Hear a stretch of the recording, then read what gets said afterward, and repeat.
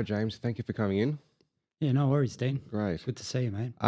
Perhaps we can start with you just telling us a little bit about yourself. Yeah, so I've been a building surveyor for just on 16 years now. Okay. So I've been in the industry for that amount of time. Yep.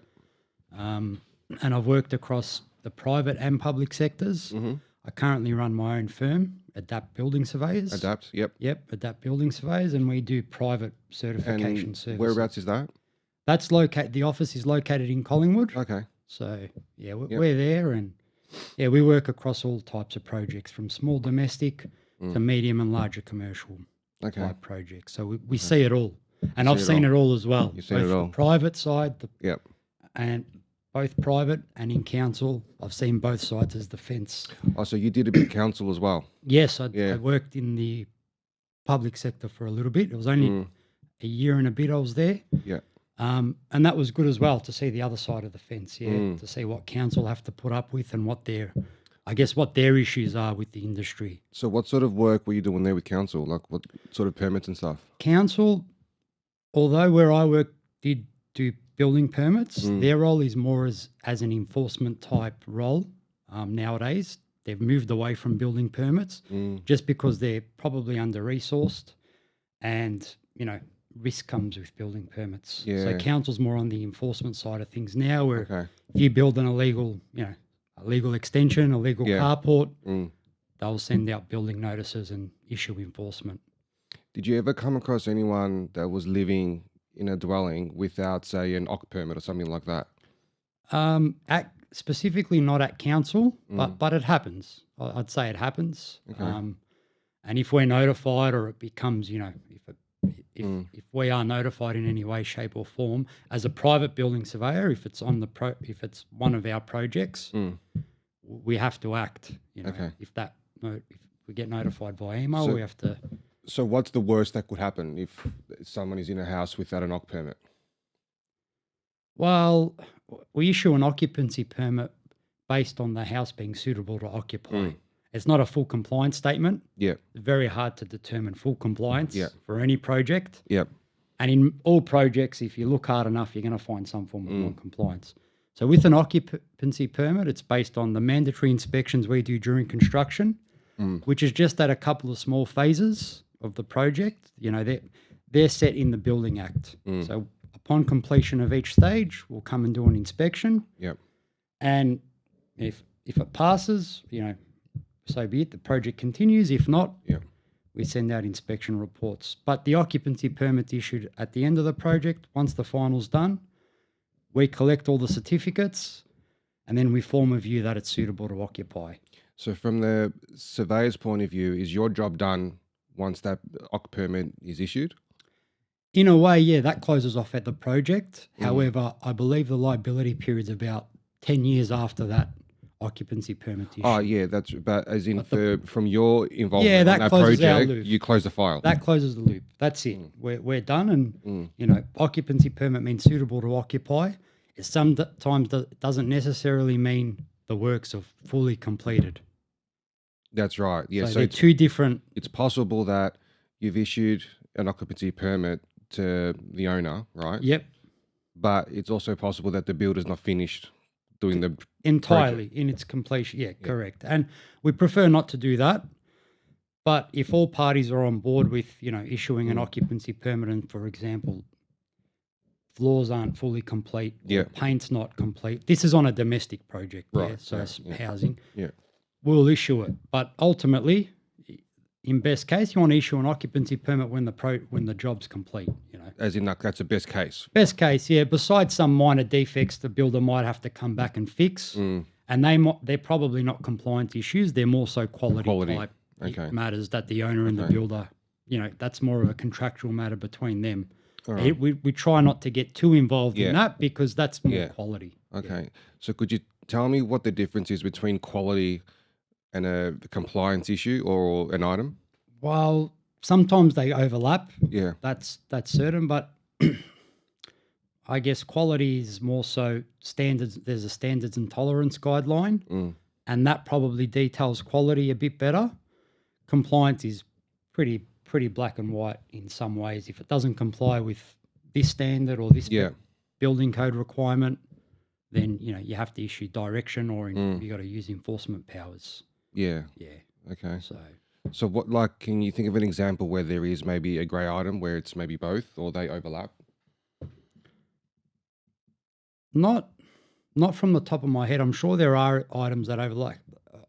I'm sure there are matters that overlap. For example, if your frame's missing some beams, I think that's pretty crucial for both, quality of workmanship and also compliance. Yeah. But the main item there is compliance. Yeah. But as a consumer, if you haven't been to site for the frame, you're not going to know that there was a beam that wasn't connected properly, or there was something wrong on site. You're not going to know that. So you're probably not going to even see that that's been picked up by the building surveyor or the building inspector. Yeah. All you're going to see at the end is the final product. And then, to your home, you're going to want to pick things. Yeah. And then that's where things can start between the builder and the owner. But overall, from what we see, look, in our office, I think we're pretty small, but we like to, I guess, deal with clients that respect the process and also take pride in what they do. So overall, what we see, it's pretty good. We don't get too many disputes in the office. We don't do a whole lot of permits, and we try and be, I guess, not pick and choose, but we try and be mindful of who we're working with. So when you say we don't do a whole lot of permits, what work do you do mainly then? Well, I'm saying the quantity. So, right. So we do commercial projects that could be fit outs, could be schools. Okay, sure. Yeah. But the quantity we don't take on a high volume. And we also try and, to some degree, manage. Sometimes it's entirely out of our control, but we try and work with people that, I guess, have the same sort of mindset. Yeah. They care about what they do and they want to make sure things are right. Okay. So you build those, I guess, links to people that are like return customers. Is that what you mean? We try to. Yeah. We try to. I mean, the role can sometimes get muddied between, who's your client, who you work like. Probably not muddied. It's pretty clear what the role is in the act. That's been detailed. That's pretty clear. Sure. But I think public perception, social media, and what you see out there, it's evolved from when I first got into the industry. Yeah. I don't even think anyone knew what a building surveyor was back then. Yeah. Now everyone knows, and everyone's got something to say. They think they know. Well, Is that they right? think they know. They jump on, they jump on TikTok or they jump on social media. Yeah. The surveyor missed this, the surveyor missed that. And in some cases it's true. There's definitely some things that are getting missed. There's no doubt. But overall, I guess what people don't see is what gets picked up. And what you're seeing on social media is the worst case. You're always seeing the worst case, or so you don't really see what goes behind the scenes and what gets picked up. And the role is also quite limited. Like, it's not a clerk of works. You're not a site manager. You're not there. You're there at key stages that are defined in the act, and you try and do your best at those stages. So you've got that. You've also it's an evolving industry, and in the domestic space, it's difficult. It's always going to be difficult because you're dealing with people's homes. There's emotions There's involved. There's a lot of money involved. It's important to them. Yep. It's their family. Yeah. So It's their home. that's right. And I see both sides. I see, as much as we want to say all builders are doing this, all builders, I see the side of builders that they are doing the right thing. Yeah. They're honest. They're trying to make sure everything's complete, everything's sorted. And then you get some owners that are just difficult, don't want to pay them. And, you get that side of it as well. Yeah. And then you get the builders that are, doing the complete wrong thing. Yeah. And that makes life difficult for the consumer. So I believe, consumer confidence is definitely down Struggling. at the moment. Yeah. It's definitely down, and it's easy to point fingers at the build. Like, we're just an easy target to point fingers at. We're very easy to just, Okay. And I can see how people Come up with that view. Yeah. can form that view. Yeah, 100%. I mean, so would you tell us what your role is, right? If we start there. Look, without going into the technicalities Yeah. of the Building Act, it's pretty much, in simple terms, we assess building permit applications, right? once we form a view that, the application is, that it's at an acceptable level and it demonstrates compliance, we issue a building permit. We undertake the mandatory inspections which are listed in the building regulations. And then we issue an occupancy permit or certificate of final inspection at the completion. So it's pretty, we're there at these key stages. And we assess the building permit documentation and then we do the inspections. So that's pretty much the role in a nutshell. Although it has evolved based on public perception, social media, and we get dragged into all sorts of other things. So what do you think the people think that your role is? Look, I think most depends where you look. If you look on the the news and whatever is going out around these days, it's probably people thinking our role is more involved than it actually is, and that we are in some ways a clerk of works, and we do get caught up in contractual matters. Yeah, but it's pretty like if you're aware of the act, the role's pretty clear. So it sets it out in the act about what you do. Well, for them, it doesn't set out exactly, but the act does set the parameters for what we do. And I guess it does. If you read through it and you understand it, that does set out what our role is as a private building surveyor. Right. Yeah, in issuing certification work. That's it. So that's where it is. But unfortunately now, So what sort of documents do you need to look at or check or clear off or whatever when you issue the permit initially? Look, there's a whole process behind that, and the documentation. That's evolved from when I started. Yep. Now, on a single house, if we're talking single house, there's structural plans, architectural plans, energy reports, civil. There could be geotech. There's probably on a house insurance, 20 to 35 documents: insurance, warranty insurance, owner builder consents.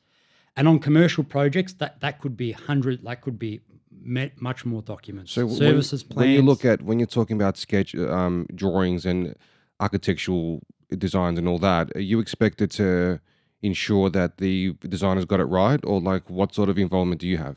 So when we assess the plans, and this is probably the part of the role that's not seen out in the public. So I would say that's probably the most time-consuming part of what we do as a building surveyor, not an inspector, as a building surveyor. Yeah.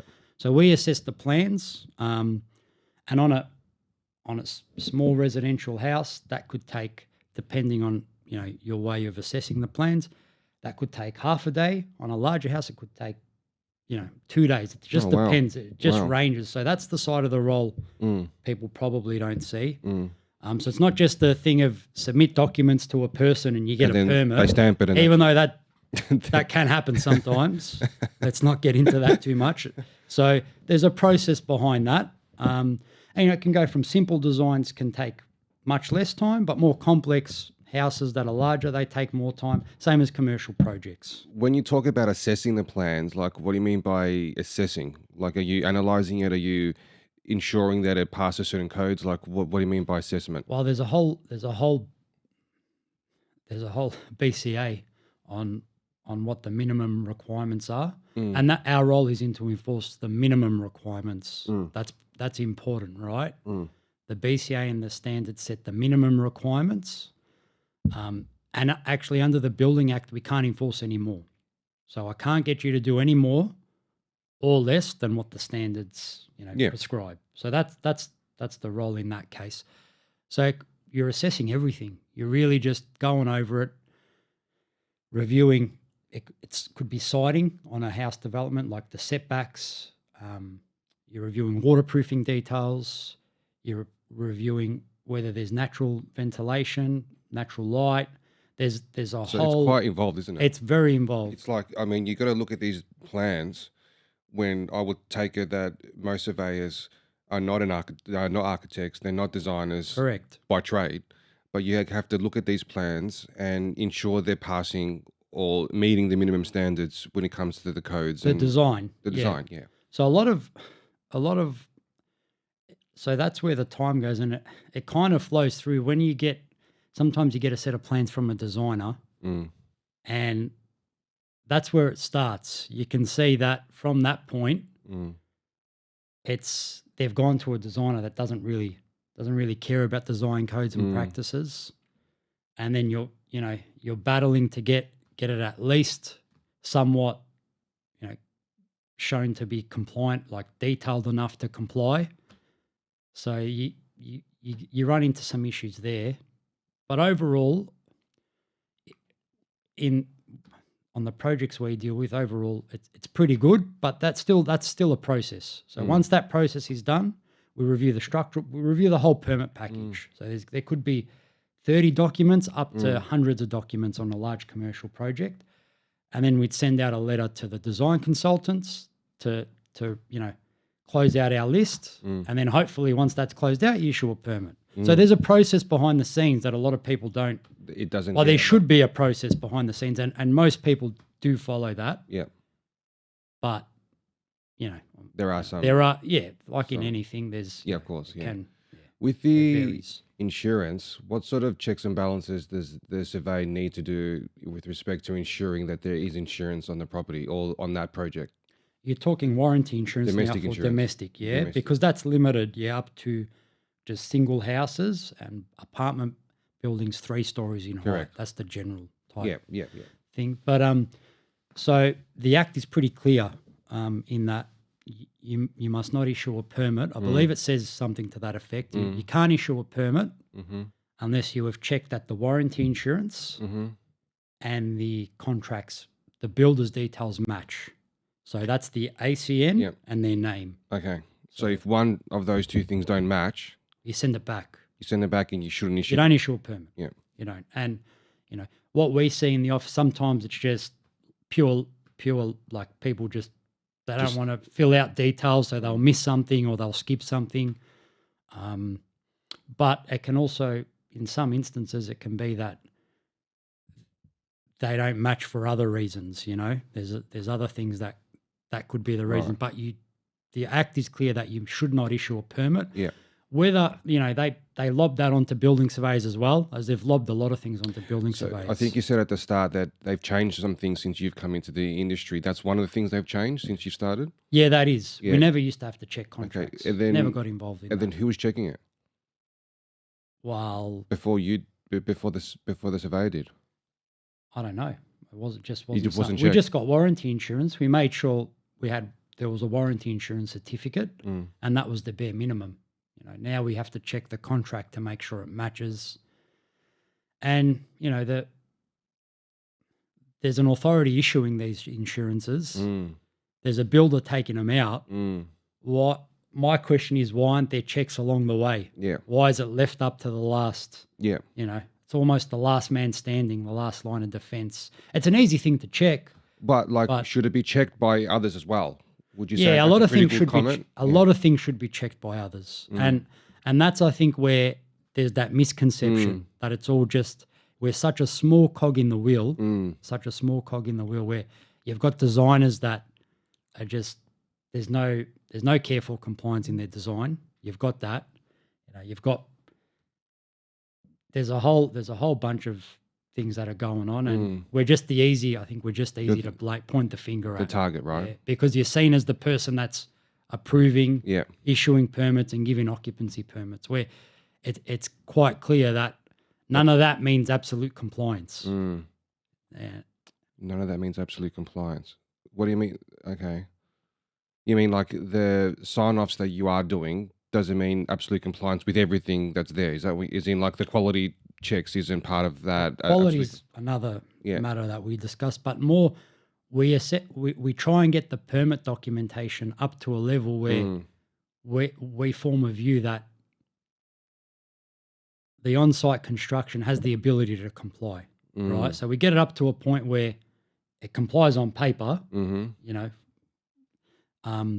again, not absolute compliance, because there's I think the BCA's got blown up into thousands of pages now, and there's reference standards, so it's very difficult to beat.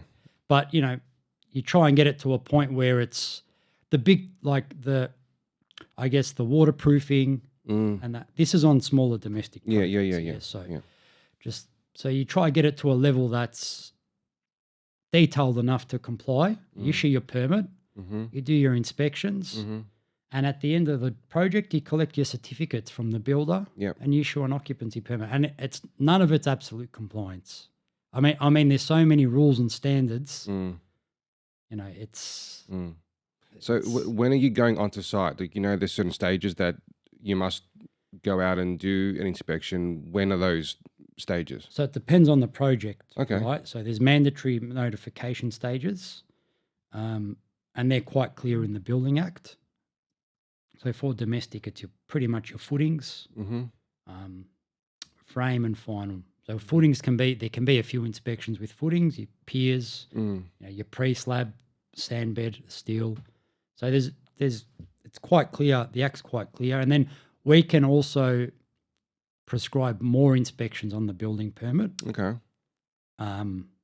Like as a voluntary. As a voluntary, if there's something that we think we should inspect, we could prescribe additional inspections. Okay. The regs do allow that, but you'll only see that probably on more large complex projects where that's used. Yeah. Okay. Okay.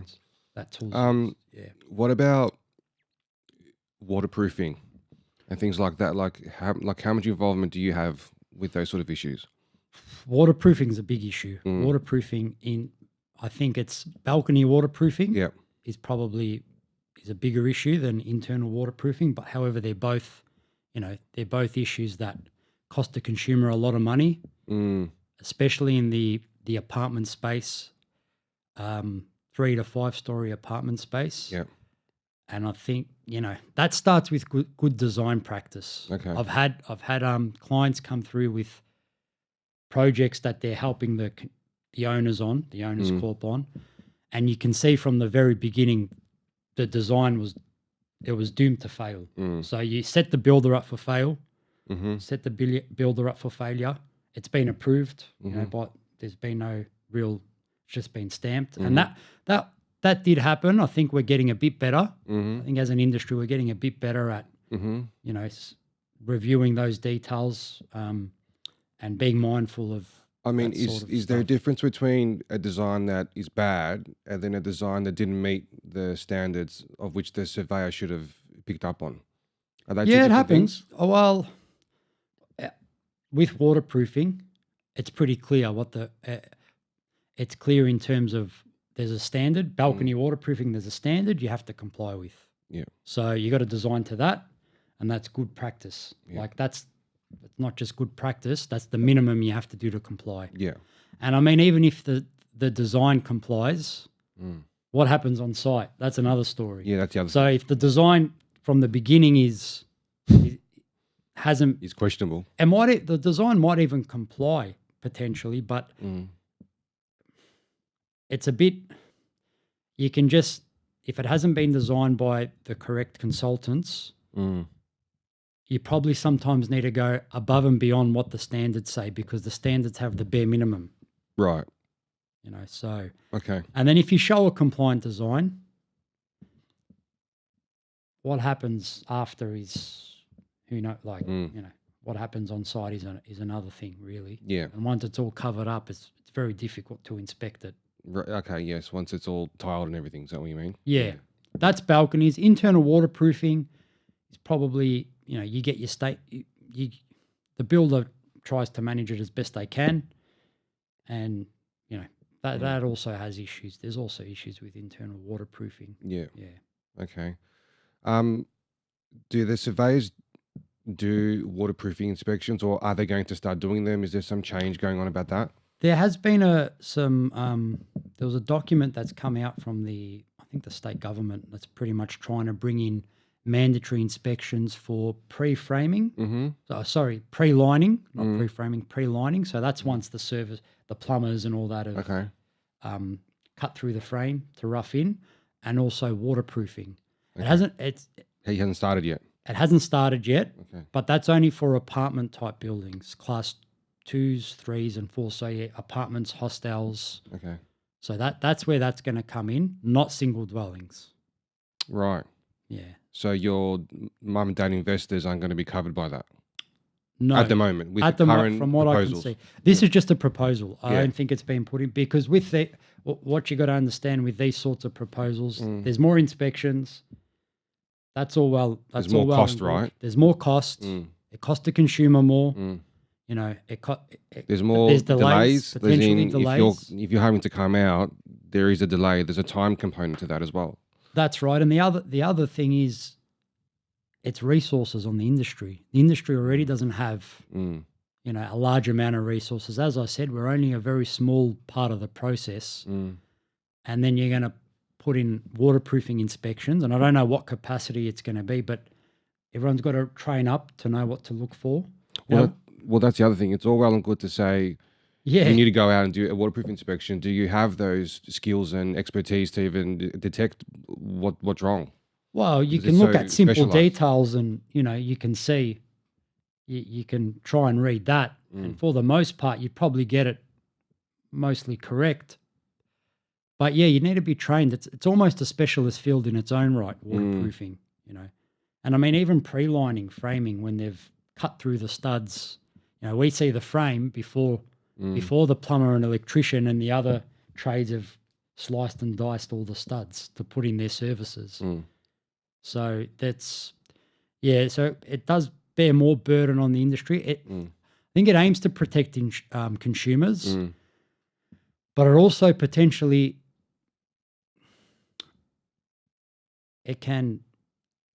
the issue it'll have is on PI insurance for building surveyors. Is it'll jack up the premiums even more.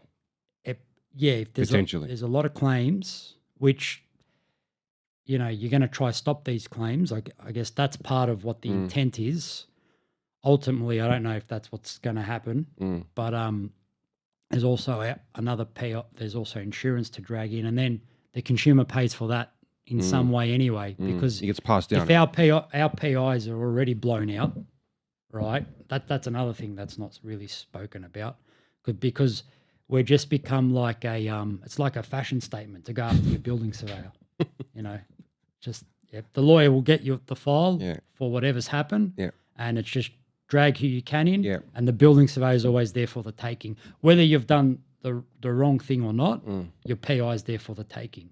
So that the owner's lawyer might do that, or the builder might join you, something like that. And that's where the PI goes up, and who pays for that at the end? It's the consumer. Well, it gets passed down, right? The private firms will adapt to whatever government changes there are, right? It's all well and good to implement these and things, but ultimately the consumer is going to pay.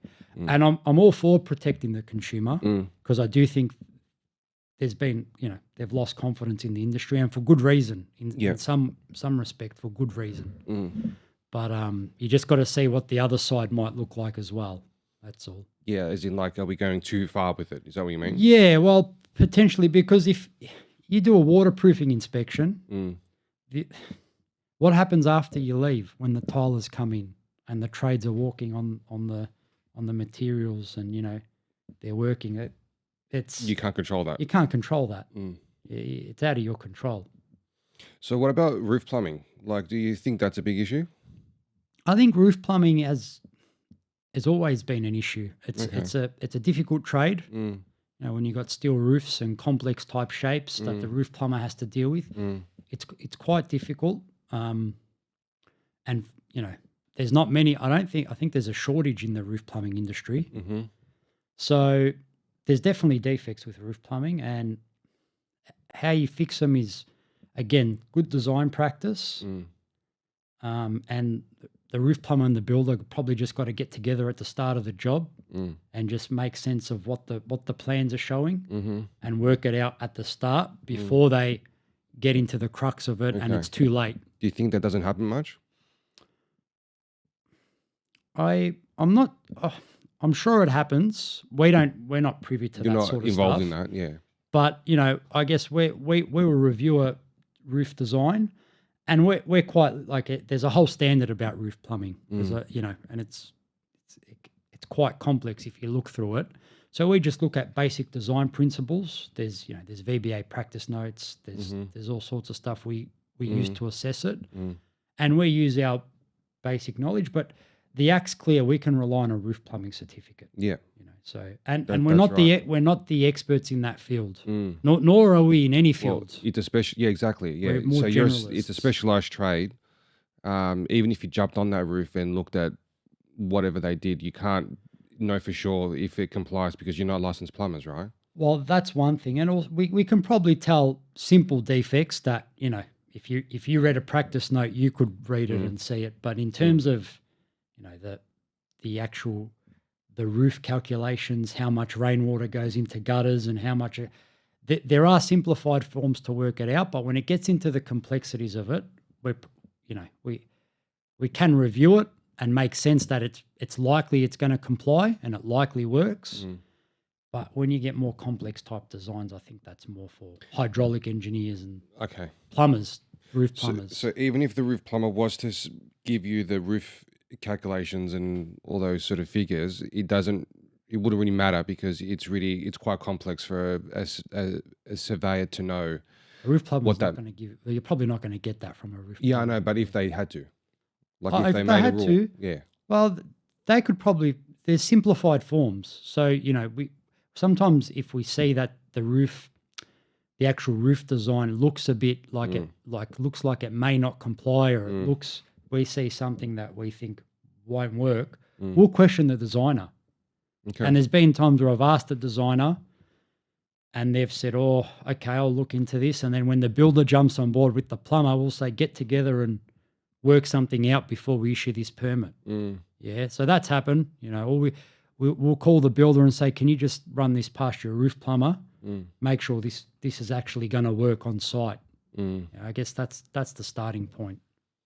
On the same token, you don't want to make it too complex for simple projects. You don't want to bring in too much red tape either. Change is good, but you don't want it to get wrapped up in paperwork and approval processes, because that's what I've seen over the years. More paperwork by the authority, BPC. They want more paperwork, but it doesn't translate to Better outcomes. better outcomes on site, which is the aim of what you want to do, is better outcomes on site, not just paperwork to say we collected more papers. But that's... Do you think maybe with those two main areas that I normally see, which is the waterproofing issues and roof plumbing, should the BPC send people out to check those things, because they're not really getting checked from what I gather? Like getting a licensed plumber to look at the roof plumbing, getting a specialist waterproofer to... Maybe not on every project. It might be too much of a burden on every project. You got to think about. And you probably see I'd say you'd see the worst case of everything. And what we're not seeing is like the 95%. The hundreds of thousands that are okay. So you gotta weigh up the cost to benefit. And I think you're always going to have, as much as you try to do your best, and we all try to do our best for the most part, you're always going to have roof plumbing and probably waterproofing issues come up. Yeah, okay. So, yeah, I mean... You try and prevent it. It is easy to focus on what doesn't go right, but, there is a lot of noise going on about roof plumbing and waterproofing. Just to try to... And what I see is that the government's saying we need to meet this target of building so many homes, but then there's lack of trade, there's skill shortages, there's increased cost materials. All these pressures are sort of going in the middle, and I'm just wondering kind of like how that's going to work. Look, of course we welcome change if it's going to improve, I guess, on-site outcomes and consumer confidence. But I think the government's come to a point where, for example, the 7-star requirements got released for houses. That was BCA 2022, 7 stars. Livable housing requirements, where you had to pretty much, you're building a new home, you have to cater to potentially old people, and also condensation requirements. So all these new requirements have come into just a small domestic house. They're getting involved in people's homes. We're of the view your home's your castle, and you should try and make it easy for people to build homes. Instead, they've made it more complex. And the domestic code, from becoming like a handbook on how to build, it's almost becoming like the commercial code. which is Yeah. more complex, Yeah. you know. So those changes, they do have an impact. There's not enough skilled trades to Yeah. begin with out there to build these homes, Yeah. right? You're passing new legislation that ultimately the surveyor has to try and interpret. We try and read this new legislation, and then we pass it on to the designer and consumer. You know, the designer's trying to give us detailed plans that comply, and the person that pays at the end is the consumer. Yeah. You know, everyone just passes it back down to the consumer. So Well, of course, yeah, because they're the one paying for it all. again, more I red mean, tape. you're talking about making it a bit easier for people to build. What if you wanted to be an owner builder and do it that way, like to maybe skip the middleman? Because some people might see the builder as a bit of a middleman. What's your views on that? My view on owner builder is we try to stay away from owner builder projects. The reason being is that being a builder it's a skilled craft in my view. Like, you know, people study, they go through they get registered, and I understand that the whole intent of it is to let people build their own home.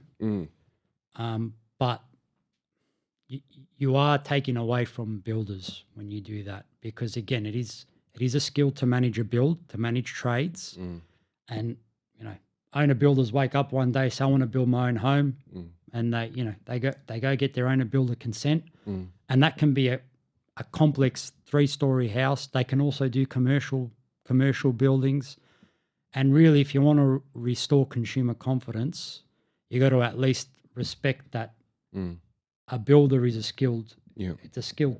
You know, it's a skill. It's not just I wake up one day, I want to build my own house and I'm a builder, because I don't think you can do that in any other industry, and it takes away from the builders that actually put in the work to become a builder. You know, it's not easy. So these owners, they, you know, again, I actually do have some owner builders projects where they actually do manage their job and they do care, right? And they're actually great to deal with. But I still think it shouldn't be allowed to that extent. Yeah. Because you take away from the builder. So which extent do you think is too far? You said you shouldn't be allowed to that extent. Like, what's the line? Well, I don't necessarily know what the line is. As I said, I think most owner builders, you know, they want to do the right thing, but they're just not in the industry. They don't know, and then we end up having to, you know, help manage.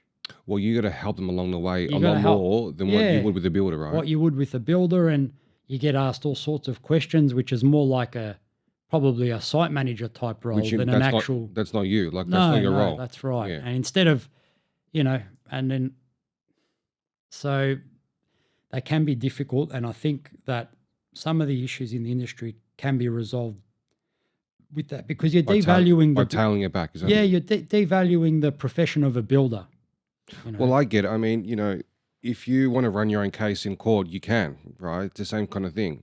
But there's problems with that, right? So if you don't have a lawyer that acts for you, you know, sometimes the other side will need to hold your hand throughout the whole case, and it doesn't run as smoothly, and that person might not get the rules of evidence. There's all sorts of things that come up with that as well. So is it a similar thing where you can run your own legal battle or a legal contest, but if you want to run your own home project, there's going to be some hiccups along the way? Yeah, well, look, the intent's, I think the intent's good of you can build your own home, and it's ultimately, if you do that, you take on that responsibility. But what you will see is a lot of owner builders, they go and build their home and then they go and on-sell it.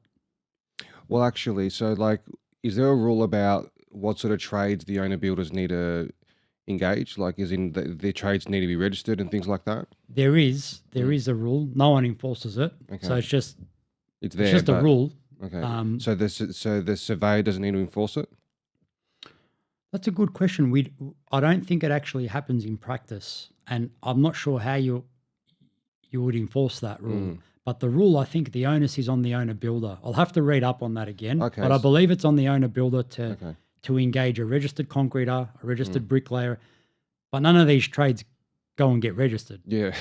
So you're not going to find many, and the ones you do find are probably not going to be able to And you they're know. quite expensive as well. So like that. Well, yeah, that could be the case. So yeah, a lot of the time, owner builder wants to get his mates to do it. You know, he's woken up one day and he feels like he's a builder, and he starts building. You know, and that happens.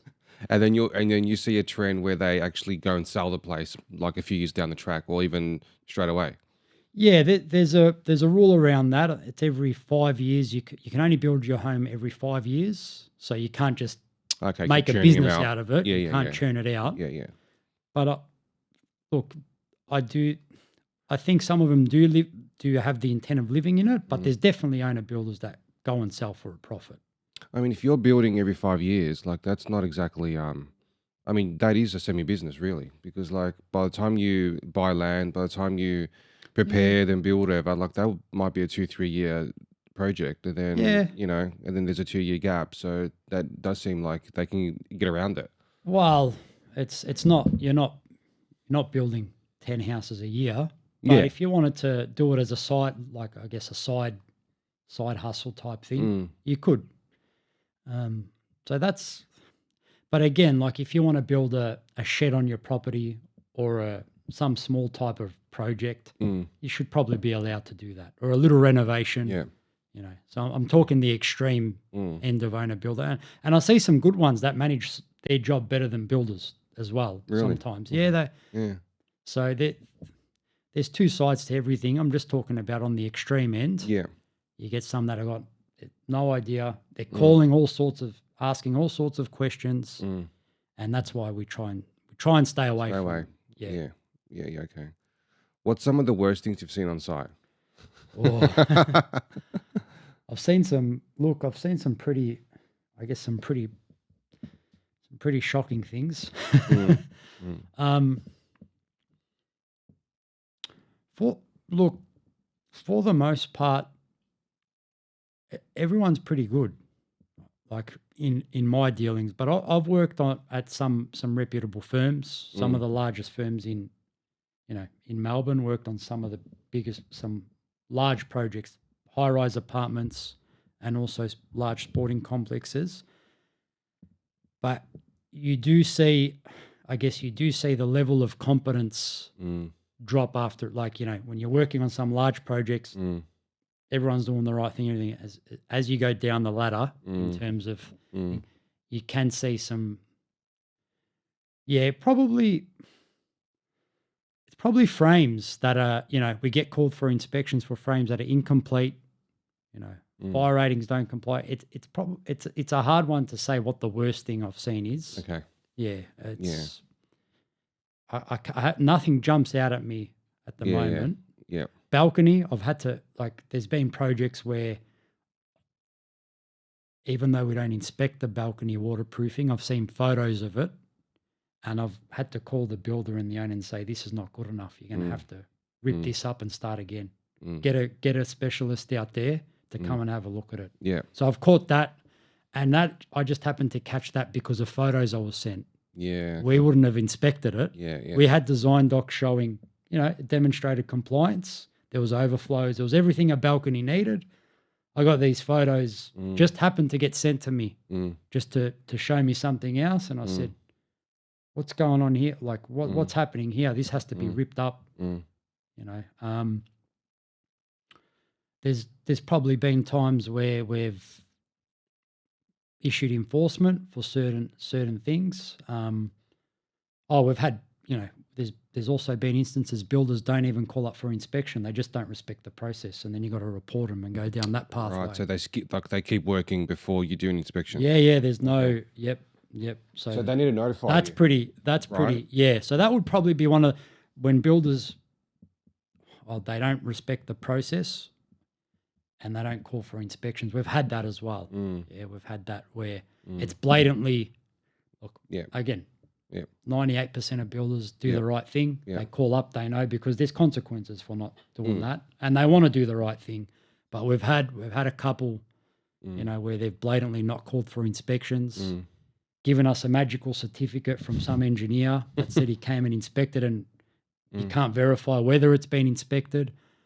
And in that extreme instance, we had to report the builder. We had to report him. Yeah, and it's not something Do you get then? taken off the job because then the BPC come into it, or how does it work? No, you have to still carry out your functions for the remainder of the job, for the remainder of the project. So you have to report them for missing an inspection stage. Or if you've issued a direction and they've kept working, you got to report them. Under Okay. the Act, you have to report them.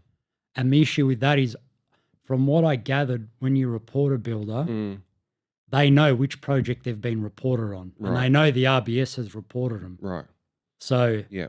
the relationship after that, Isn't very good, is it? it's not a good relationship. So would you No. say the surveyors on a whole would think twice before they report a builder when they maybe should because of that backlash? Well, for example, in that instance, you have to report them. There's no, as much as you might think, oh, what backlash am I going to get? You have to report them. When there's blatantly doing the wrong thing, you have to report them. There's no how you feel. But in that specific case, the builder knew exactly who reported them, came to the office personally to actually have a go at us about it. Right. Walked up there Yep. to have a go, and then later on, when the project was coming to completion, there were also threatening phone calls. Oh wow. So that's not nice. No. That's not nice either. So that's something where you got to You be cop that as well. mindful of it. Yeah. You have to be mindful of it, and then you weigh up, is it you have, and sometimes you have that second thought in your mind. Do you want a builder coming here stamping their feet about being reported? So it's a hard one because you have to maintain your professionalism. You've got a code of conduct. You've got all these rules and standards you have to apply, but and then you have to manage. what happens to the rest of the industry that doesn't have the code of conduct, doesn't have that? I guess they get disciplined by the VBA, and that's all well and good. But nothing stops them coming to the office and causing a scene, does it? No, exactly. Who wants that? You don't want an angry builder in your office. So that, again, in 5 years of operating, that's only that's an extreme case. Okay. So it doesn't always happen that way, but it has happened, and I'm sure it's happened to it's happened to others as well. So, wow. Yeah. Okay. What sort of enforcement can you, as a building surveyor, issue to the builders, and other different levels of enforcement and stages and things like that? Yeah, so we're allowed to issue building notices, directions to fix during the inspection stages, and we can also issue a direction to fix at any stage of the work. If we go out and inspect or something comes to our attention, send an inspector out, we can issue directions to fix, building notices. And so we have those tools. And when would you do that? Which one? Well, say the written direction, right? When would you do that? Or what would cause you to do that? So at the mandatory, the most common time is at mandatory inspection stage. Okay. Like if you pick up on things that are not done. Pick up on things that aren't done, that there's defects, you'd get it as per what's required under legislation. You send out an inspection report. That's the oral direction. And if it's not complied with within 7 days, you've got to send out a formal direction, and that formalizes it. And that's got to go to the owners and the builder. So that's how the direction process works. And you give the builder a reasonable amount of time to comply, and they can ask for an extension. So that's how the direction process works. And when they ask for these extensions, like what are some of the things that you'd look at when you decide whether they should get an extension and not you escalating it to, say, a notice or something like that? Well, the next phase, if they don't comply within the time frame, is to report them. To the BPC. Would you report them if they breach an order? Is that the rule, or can you report them even when they breach a notice? So if they don't comply within the time, and they don't ask for an extension, you can report. You report them to the BPC. So the builder can be reported for not following the written direction. Correct, in the time frame. Yeah. They can ask for an extension. Yeah. And mostly you need another 30 days. The owners, like, everyone's okay with that. You just issue an extension. So when would you just so let's say someone or a builder gets issued with a written direction to fix, the 30 days expires and nothing happens. Why would you report them to the BPC as opposed to just escalating into a building notice? Like, is there rules around that, or is there thought process around that? Well, you try and keep it at the direction stage. Building notice is probably your last resort. Mm-hmm. You give them a call, say, hey, do you want an extension? Mm. Because I don't think builders understand the magnitude of that direction and that time frame. I don't know if they've been well aware of it. You'd call them up a few days before it expires, say, how much longer do you need? As long as they're not major defects, you'd give them an extension. If it's a major defect, life safety, that's a different matter. You'd probably say you have to comply in X amount of days or else it's getting stepped up. Yeah. So that's how that process works. And then usually they'll say, oh, I need another 2 weeks. All right, we'll give you an extension. Yeah. So we try and work with them. Yeah. And mostly it's minor defect items. It's not, so It's not major. not major most of the time. Okay. Have you ever seen a notice being sent after an OC permit? Yeah, I've seen that before. Okay. Yeah, and I believe that can be done. Mm. That can be done. Yes, that can be done. So And if that can be done, why can then, I mean, before the BPC came into existence, it was the VBA, right? yep. And there is some case law around the VBA not being able to issue a written direction after an OC permit. How then can the surveyor do a building notice, which is sort of the same thing? I think it's come into. There's something in the regs that says you can issue a building notice after an occupancy permit's been issued. Yeah. Okay. But the I also VBA, believe the written direction might have got updated that you can issue that as well. I have to look into that. yeah. Yeah.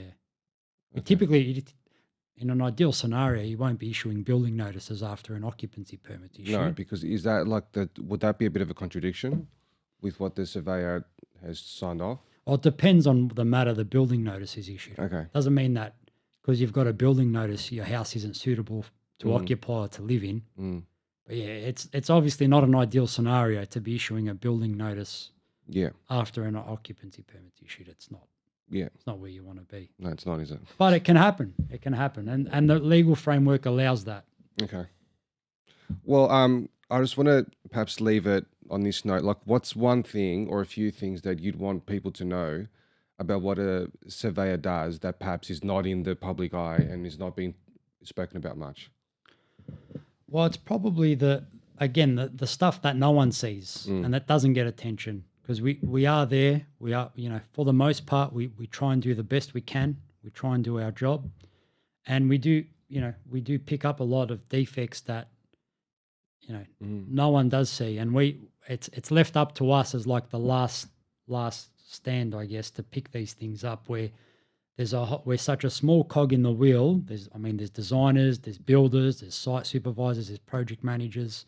So it's very difficult to let such a small piece of the puzzle try and manage compliance across the board.